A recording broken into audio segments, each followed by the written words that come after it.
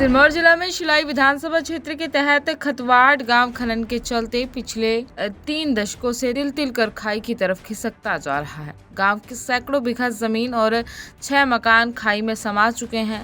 लगभग 2 दर्जन मकानों में दरारें आ गई हैं।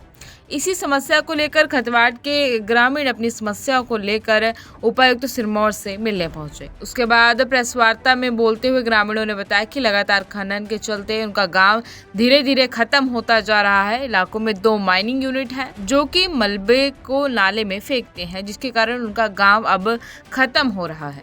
उन्होंने सरकार से मांग की है या तो उनका पुनर्वास किया जाए या उन्हें इससे राहत दिलाई, अन्यथा वो लोग आंदोलन करने को मजबूर हो जाएंगे। नाहन से जितेंद्र ठाकुर की रिपोर्ट, AMI न्यूज़ हिमाचल। समस्या इस वक्त विकराल रूप धारण करा हुआ है और किस्सा भी देखते हैं कि कोई घर से बेघर थोड़ी हो रहा, तो हम लोग तो घर से बेघर हो रहे इन खदानों से। जो ये 2 खदानें हैं, एक जय सिंह ठाकुर की है, एक बलबीर सुप्पाराम की है। इनसे हमारी ये मांग है तुरंत प्रभाव से जो है खदान का काम डिलीवरी का भी, और अंदर जो है कोई काम नहीं होना चाहिए, कोई गतिविधियाँ नहीं होनी चाहिए। हमें पहले उजड़े हुए परिवारों को, जो उजड़ चुके हैं और जो उजड़ने के कगार पे हैं, 10, 12, 15 परिवार, उनको दूसरी जगह बसाया जाए।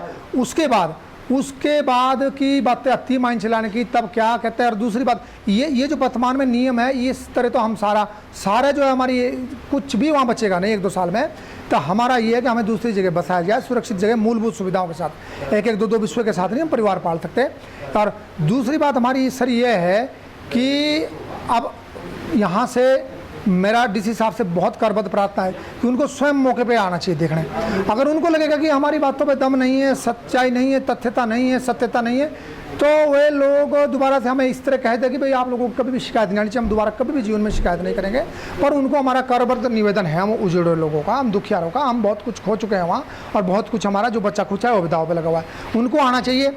और दूसरी बात हमारी ये है कि अब आप देखिए, जो करोड़ों अरबों टन मलबा जब खड़े में जाएगा और वे अब मतलब हज़ारों गुना उसकी ताकत बढ़ जाती है जब नीचे बारिश के साथ वो घुल मिल जाता है, तो ये इस पे रोक लगनी चाहिए।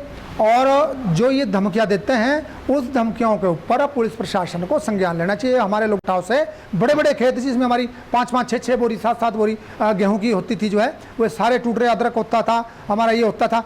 तो माइन तो सवाल ये, माइन तो 2-3 साल के लिए है, कितने साल के, लेकिन ये तो हमारी जो पुश्तों दर पुश्तों चलने वाली प्रॉपर्टी थी, जिसमें कि मेरे कभी कोई भी अंश, कोई भी पीढ़ी खा सकती थी, वे सारा हम खो रहे हैं।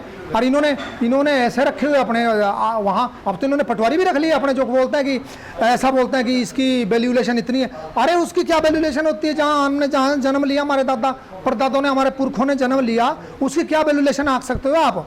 इतने घटिया बयान देते हैं जो दुखियारे को नमक घाव पे नमक छिड़कने का काम करते हैं। इन्होंने माइन इसी तरह चला के रखी, इसी तरह इनका रहा काला कारोबार वहाँ। तो हमें तो धरने पर बैठना पड़ेगा, हम तो धरने पर भी बैठेंगे। हमें ज़रूरत महसूस होती है, हम तो भूख हड़ताल भी करेंगे, हम साबित करेंगे ना। फिर बोलते हैं कि ये सब ऐसा, उसको साबित करेंगे ना कि हमारे अंदर कितनी सच्चाई, इनके अंदर कितनी सच्चाई है। तो अभी तो हमें SDM साहब से भी उम्मीद है, वे भी बुलाएंगे, वे भी बोलेंगे कि उन्होंने क्या रिपोर्ट बनाई हुई, मौके पे आए थे, वे बड़े सक्रिय अफसर है। उन्होंने जब सिरमौर ताल में आपदा आई थी तो राहत पुनर्वास का काम जिस सक्रियता के साथ उन्होंने किया, ऐसी सक्रियता उनको यहाँ भी दिखानी चाहिए। बल्कि उन्होंने हमें बोला भी कि बिल्कुल मैं करूँगा, और आप लोग थोड़ा सा सीधे में कहा हम तो है ही है, हम तो अब हमारे पास दूसरा चारा कोई नहीं है, हम पीछे हटने का सवाल ही नहीं है। हम तो अब तो ये खदानें बंद होनी चाहिए दोनों, और जो है हमारे को जो उजड़े लोग हैं उनको दूसरी जगह बसाया जाना चाहिए।